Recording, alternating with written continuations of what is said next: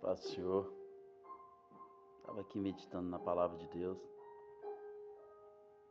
e lembrando do sacrifício de Cristo em prol de todos nós, a humanidade. E o que eu acho sagrado no negócio é que o sacrifício dele veio chamar a gente para dar continuidade no processo do evangelismo do amor. Evangelho do amor. Um mundo tão cruel, né? Um mundo desumano, tá tenso, né? Maldade tá tão alta. Os índices de maldade tá assustador. Vejo Jesus confiando na mão de algumas pessoas responsabilidades. E no capítulo de número 9 de Atos dos Apóstolos, Saulo estava lá na casa de Judas, orando,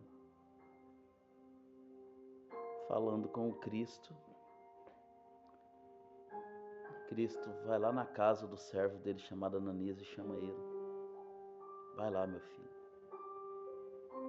Eu mostrei que você chegava lá na casa, que você orava para ele e ele voltava a enxergar. E observa-se que ele foi um pouco de medo por se tratar de um homem que tinha autoridade romana e dos judeus para matar aqueles que estivessem falando e vivendo o cristianismo, uma pessoa do Cristo em seu caráter. E ele foi. Chegando lá, ele orou. Paulo voltou a enxergar. Mas o que marca o meu coração nesse momento é quando Cristo vira para Ananias e fala assim: vai lá, meu filho, porque eu vou mostrar para aquele homem o tanto que ele é capaz de padecer pelo meu nome. O que é que está te fazendo chorar hoje? Você está sofrendo por causa do quê? Cristo entra no meio do seu sofrimento como parte propagadora desse sofrimento. Cristo é a pessoa que está despertando o ódio do mundo pela sua vida ou contra a sua vida. O que tem te feito chorar? Falta de dinheiro? Falta de não ter para comprar patrimônios? Jesus vira e fala: eu vou mostrar para você, meu filho, o quanto ele é capaz de padecer pelo meu nome. Quando ele sai de Damasco e vai para Jerusalém, ele leva uma surra dos irmãos da igreja, dos seus compatriotas de sangue. Ele leva uma surra dos companheiros de ministério. Ele foge para Tarsis, fica lá aproximadamente 3 anos. Foi trabalhar, fabricar tendas. Aí em Jerusalém tinha um homem de Deus chamado Barnabé, que estava presidindo a igreja na cidade de Antioquia, que sabia das qualidades que aquele homem tinha, do valor da chamada, do ministério. E ele abriu mão de tudo e foi para Tarso.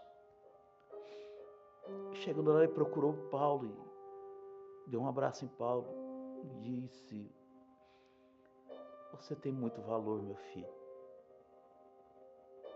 Paulo, chorando, disse: que valor que eu tenho se a própria igreja me machuca? Mas eu não condeno eles pelo ódio que eles têm de mim, porque eu vivi no engano muito tempo.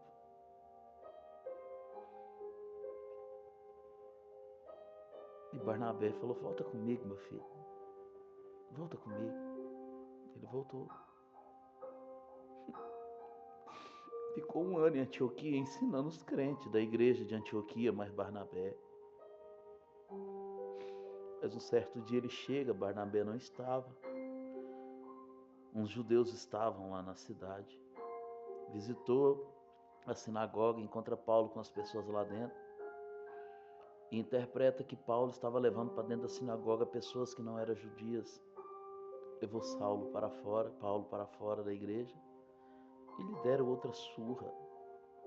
Machucaram tanto ele que ele teve que fingir de morto para que eles não o matassem. Estou falando dos irmãos, da congregação dele. Por que tem que ser assim? O evangelho do amor, despertando ódio nos próprios irmãos.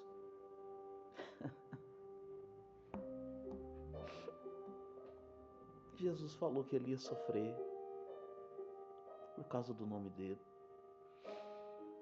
Jesus sofreu para salvar nós.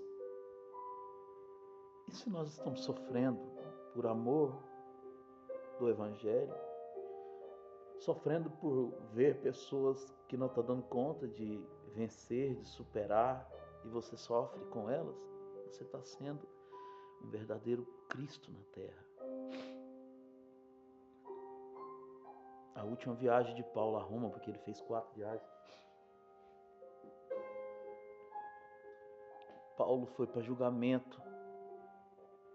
Ninguém veio ajudar ele. Nenhum dos pastores das igrejas que ele abriu. Nenhum dos companheiros. E ele ficou lá naquela cela por 2 anos, condenado à morte. A Bíblia diz que um homem visitava ele todos os dias, chamado Onesíforo, que significa o nome dele, aquele que leva vitamina para a alma. Deus levava vitamina para o servo dele todos os dias, para que ele não morresse antes do dia da morte dele chegar. Numa manhã fria em Roma, Paulo foi para julgamento. E Timóteo estava lá. E Paulo disse a Timóteo: Timóteo, meu filho, não despreze o dom de Deus que há na sua vida. Suporte tudo. Zela do seu chamado. Cuida do que Deus colocou em suas mãos. Não. Isso não foi o fim. Faz parte do processo. Porque Deus sabe o quanto você é capaz de padecer pelo nome dele. Alegra sua alma. Porque Jesus conta com você. Que Deus te abençoe. Alegra teu coração. Pois os santos sofrerão algumas perseguições da própria igreja, mas faz parte. Jesus conta com vocês. Que Deus abençoe. Fiquem com Deus, a paz do Senhor.